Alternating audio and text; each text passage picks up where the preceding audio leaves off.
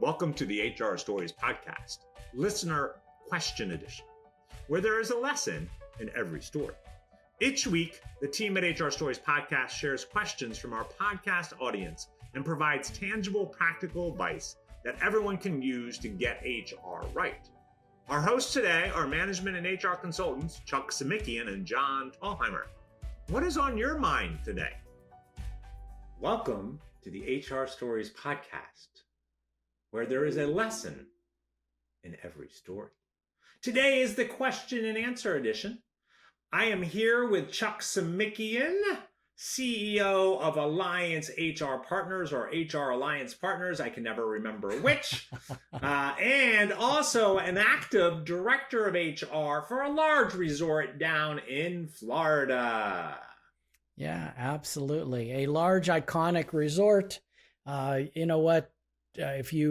Folks, we make a lot of little videos and little snippet videos, and you can see part of the resort as I walk along the beach on my way to work or through the golf course, and I just meander about things that are happening. And one of the latest things that I think I made a video on was our upcoming newsletter that should be out by about now, talking about getting HR right, solely targeted to folks that are HR managers and directors taking over as new HR directors and managers, taking over a new HR team, taking over a new HR department. It's fascinating. It's a great resource and a great article that we just wrote in our monthly newsletter. So if you're not part of our monthly newsletter, links below, you got to join up. And when you join, you get a free checklist from our book, The Ultimate Guide to HR Checklist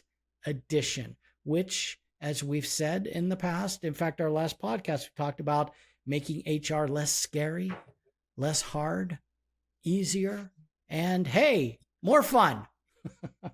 That's our mission. At least that's... So Chuck, are you allowed to say that it's a fabulous newsletter when you're the one that wrote it? Oh, well, it's a monthly newsletter, John, so we take turns. So overall, I know. It's a fabulous newsletter. Overall, it's a fabulous newsletter. Now, I agree. Yeah, so overall, I'm not just saying this edition. Okay. See, notice I didn't but say... I will say, I will say, Chuck, I read it, and it is a fabulous... again, those insights that you have... And I think that you would not have those insights if you hadn't taken on this role. Not that you're not brilliant and smart, and you would have still been brilliant and smart, but I think getting your seat in the chair, as you like to say, has allowed you to be like, oh gosh, yeah, you got to remember that, and these are the things you need to do. So reason I'm saying that is because I want our listeners to know that it's practical advice that you have learned over the years of being HR director, but also a reminder as you took on this new role for a little bit. Yeah, I stepped out of the HR consulting spotlight, and I'm back into the chair as an HR director, and I'm still doing all of our HR Stories podcast stuff and the books and just fun stuff. And this week was one of my favorite weeks because we just go through questions. We talk about real things, real questions, real people that are items and topics that our listeners have submitted to us. So you want to shoot, John? Let's get that first question because I really like this. Are you ready? Are you ready to be questioned? I'm ready. Interrogated? I'm ready. All right. So Chuck, this week, I was doing some training outside of Philadelphia for HR professionals, right? So we had directors there. We actually had a business owner there, but we had a business owner, directors, managers, generalists. And one of the topics that we got on was confidentiality. Mm-hmm. And so I would love to get your viewpoint, and then I'll throw my viewpoint after I hear yours, about in HR, how does confidentiality work? Yeah. So how does it work? There's a little facets here. You may think it's one way or another, but first of all, let me say that when I teach HR classes for their HR professionals, or I bring on a new HR professional, I have the confidentiality conversation, because confidentiality for an HR professional is kind of like that. It's that one thing that if you lose the ability to hold things confidential, you basically become a less effective HR professional. And what I mean by that is, yes, there are things that are going to come up that are illegal, things that are unethical, things you have to deal with, right? And so you are going to have to share certain things with the parties that be.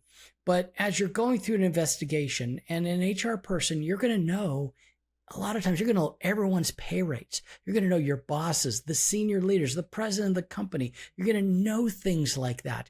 You're going to know about people that are leaving, people that put in their notice, people that were saying, hey, we're not going to announce anything for a couple of days or a couple of weeks, or, maybe there's a layoff coming, a reduction in force. You're going to know these things. There's a heavy burden, but you cannot say anything. You have to maintain the confidentiality expected as a professional in your, profession. So that's how it works for me. That's how it works in HR. Yeah, and I think all those are great points. But I think the other side of the coin, right, is an employee comes to you and asks you a ton of questions, or says, oh, I've been harassed, or I want to talk about this, but I don't want it to go any farther than this, right? Because they're asking for your confidentiality. And in those cases, right, if somebody's being sexually harassed, you can't be like, all right, I'm not going to tell anybody. They told me not to. I'm not going to tell anybody, because company's going to be held liable for it. Yeah. Right. So there is that. And I think Chuck really put it. There's this line that we have to balance on and know when we're doing it. And I will tell you, when I'm having one of those conversations, I am very clear that I can't hold their confidentiality. I like, this. I get it. I want to hold your confidentiality, but I can't. I'm going to have to do an investigation. I got to figure out what's going on. I need to protect you. And the only way I can do that is by going on there, right? And so again, we want to be very clear that there are times that sometimes you're going to have to go to upper management. But I think, Chuck, you make a good point, right? We have access to information that no one else in the company has. And it's our job to take that information and go home with it, right? And not share it and just allow it to be there. And I need to go up and look at my boss's salary, I think. Yeah.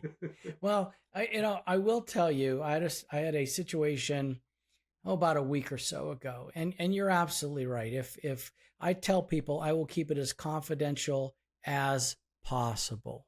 Okay. But I had an employee call me. She said, I want to talk about my manager. Can I speak confidentially, this and that? And of course I say, yes, I will keep it as confidential as possible. I don't know where this is going to go. She says, well, I got a new manager, and the new manager is doing things that I don't agree with. I'm like, oh, okay. Like what? Oh, well, job assignments. I was told to take some of the old towels and rip them up to create rags. And I don't agree with that. I'm thinking, okay. So it went on and on and on. It was like things like that. So I thought to myself, do I even go to the manager and say, hey, your employee came and complained about this, complained about that? No, I didn't. I held their confidentiality because in the end, it really didn't matter. It was an employee not understanding how work assignments worked. And if I had gone to the manager and said, here's the deal, that could have caused a lack of confidence in this person about confidentiality. They tell other people, and then, HR, you can't tell them anything. They'll tell the manager directly. So you weigh things out, right? You weigh things out. Is it illegal? Is it, that sort of thing. So anyways, that's my story with that. Yeah. And you just told, thousands of people across America that story, and that person is now going to come after you, just so you know. No. Interesting story. The person was in their final notice, 2 weeks notice, and they've now left the company. They moved away. Oh, They had moved okay. away. Yeah. So it was okay to tell that story. All right. Good. Good catch, All right, though. are you ready Good for catch. question number? I'm like, what is he telling this story for? Hey, listen, I won't tell anybody at work, but I'm going to go on the podcast and I'm going to talk about it. Okay. Stop. That's too funny. Yeah, all right. okay. So question number 2. Take a deep breath. We're going to go to question number 2. Question all right. 2. So in another training session, we were talking about ways to boost employee morale, how to create a positive work environment, right? And so this is a 2-part question. First, what suggestions do you have to boost employee morale, or in other words, create a positive work environment? So that's part 1. And I'll get to part 2 after you kind of tell me what part 1 is. Oh, okay. You paused. You said you're going to, okay. So what do we do? Well, it's interesting. We just completed an employee survey and we're analyzing those. In fact, tonight I have to crunch a few more things. And then I'm presenting on Thursday to an all management meeting saying, hey, here's our scores and the engagement index and those sort of things. And so I'm going to ask the team, the management team, first of all, hey, based on these, what are some things you think we could do to improve engagement, improve morale? And the questions were interesting. I see myself working here for 6 months or longer. I see myself working here for 2 years or longer. And then all the comments. So in regards to what are some things we do, the first thing you have to do is make an employee's, without answering specifics, other than, let's throw another pizza party. But take a look at the things that your employees deal with, the hassle factors, right? So removing the hassle factors, starting with pay, getting the pay right, getting the parking, where the employees are parking, make sure there are, just some of those basic things that a lot of times we don't think about. People think, let's do ice cream sundaes in the employee cafeteria, and let's do, free movie tickets. And that's all great, fun stuff. But at the end of the day, if you could remove the factors that an employee has that is kind of hassling to them, the barriers to them enjoying their job and doing a good job, that will improve morale. And then you could throw the pizza parties and the free movie tickets. That's my thoughts.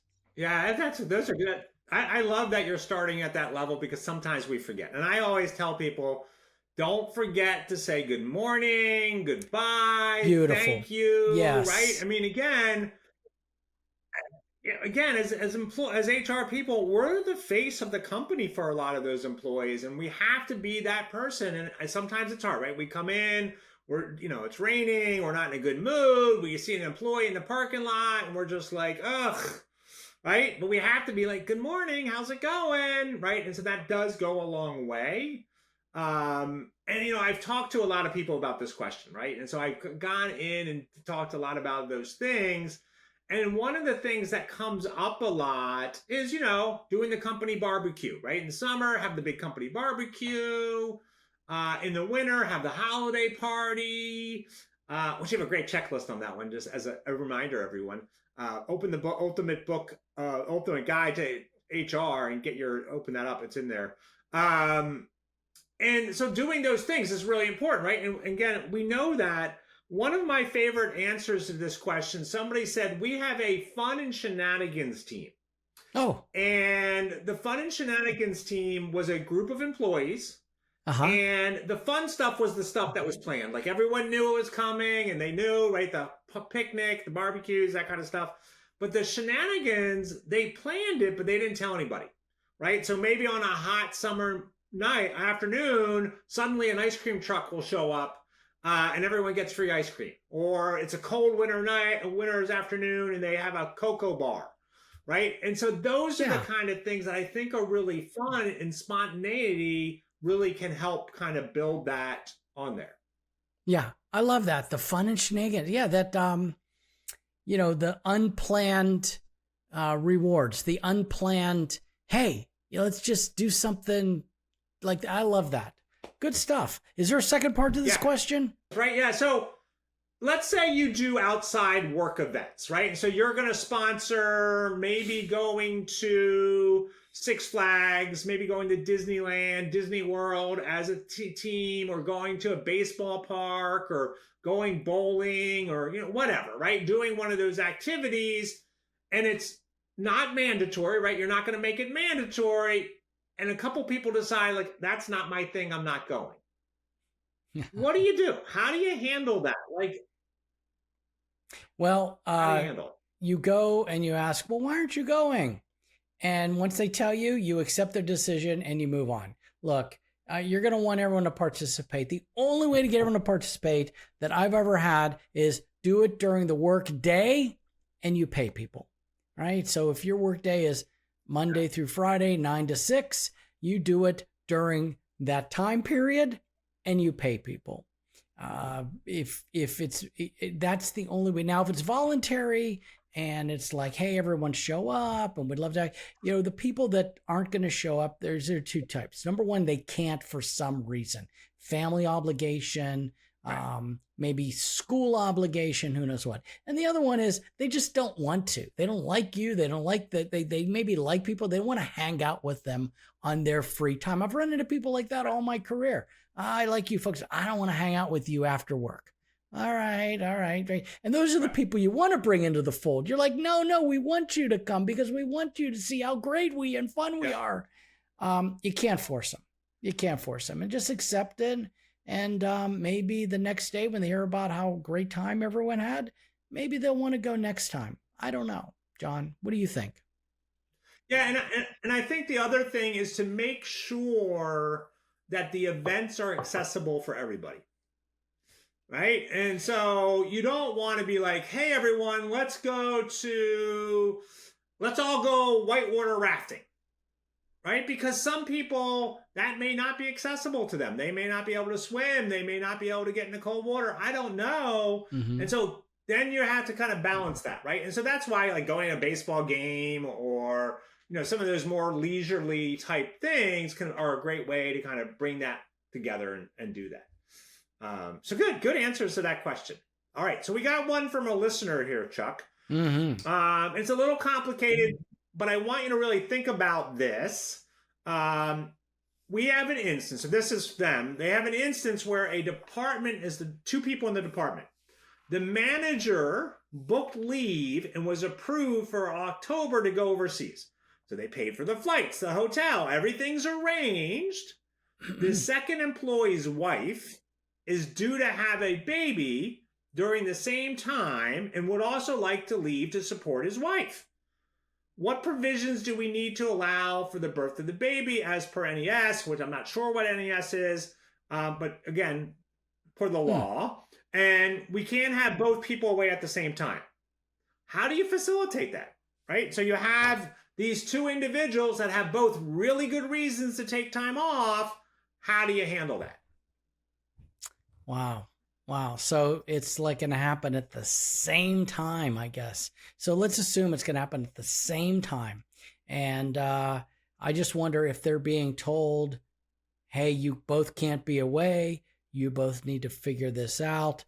But overall, let me just break down start with what we know. We know that an employee wants to go away or spend time with the wife to support the wife. Okay, so I don't know what NES is, but there could be an FMLA thing here if the wife has some sort of medical situation regarding the birth of the baby, or if the baby has some sort of medical situation and they may be eligible for FMLA, at which point you don't have a choice. You don't have a choice. You have to allow them to go. I don't want to get into a lot of opinions here because I know things have changed since I had kids, but I've seen where fathers want to be away from work to support their, to bond with the baby for weeks and sometimes months at a time. we didn't have that. Yeah. You know, I had a couple of days, and then my bonding took place in the evenings and on the weekends. It happened. I bonded, Right. and that was fine. However, you know, your state may have paid leave laws. And NES could be New England statutes. I don't know. I just, but so Yeah. and if you're going to ask as a company for someone to cancel their vacation, you should probably pay for any cancellation fees or maybe go without. So I don't know. I don't know how you facilitate that other than to break it down and see, you know, if I do let both people go, is there only a couple of day overlap where no one's there? Can the HR person that's in Europe, can they still, you know, work remotely, be there to check their emails? Those are the things I'd look at. I'd probably try and let both go as best as possible to the extent that we can without hurting the company. And that helps improve morale. Boy, what a great company. They let us go, and they figured out a way around it. Yeah. And I think, and the thing that I would think about, and when I saw this on the Facebook page as well, is it's July, right? So it's right. July. Oh, okay. Good point. Does that not give you enough time to train your staff, somebody on your staff, or bringing somebody in to be there, be coverage for those 2 or 3 weeks? Right. It's different, but I had a team that we wanted to all go out and celebrate together, but we couldn't. We were a 24/7 operation, right? So we couldn't leave, and so we would always have to leave somebody behind, and that just didn't feel right. And so we brought in other people in the company and said, look, we want to train you so you can handle, when we go out, you can come in and handle that thing. Would you be willing to do that? And they're like, yeah, love it. I want to do that. I want to get to see what it's like. And right. And so to me, you have some time. I don't think I would have a conversation with both of them and say, look, here's the jam we're in. We got to figure out a solution. Are you willing to train somebody to do your role? Yeah, I like and what that. can we not do? What can we do? Right. You know what I like about that, John, is I that. jumped into an answer right away, and you picked the right word. It was facilitate. How do you facilitate that? And that was the question at hand. And you just shared how to facilitate that. So there you go. Yeah. I love that. And somebody said, so this was on our Facebook group page, and somebody said, look, you could tell that employee, like, you're not going to go on vacation because this gentleman needs to be off to support his wife in maternity leave. Sorry.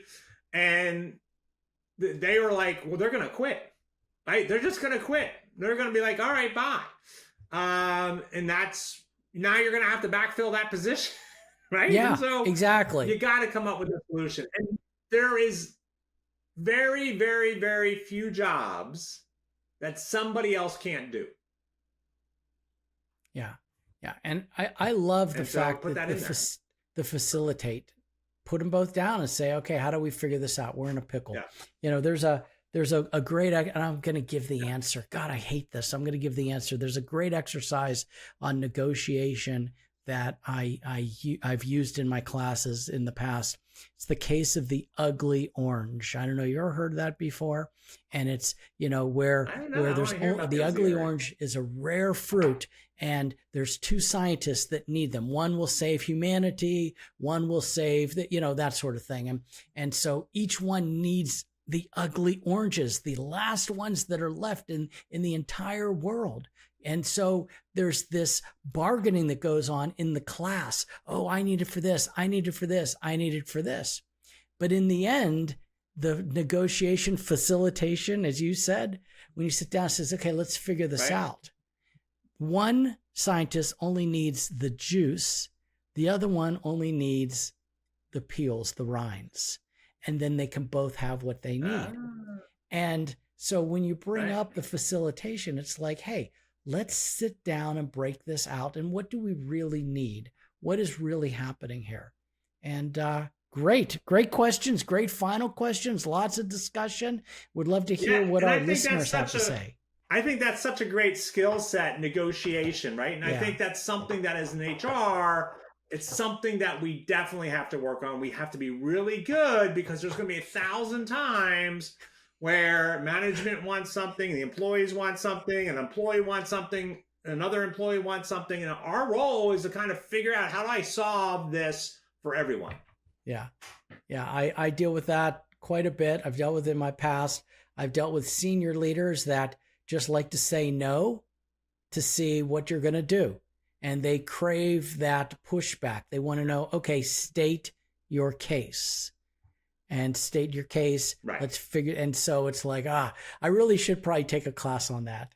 Yeah, always good, right? Keep learning for sure. Yeah. Good questions, well, ladies John. and gentlemen, you have been listening to the question and answer edition of the HR Stories podcast, where there is always a lesson after every question. Oh, you made me laugh on this one today. Thanks, John.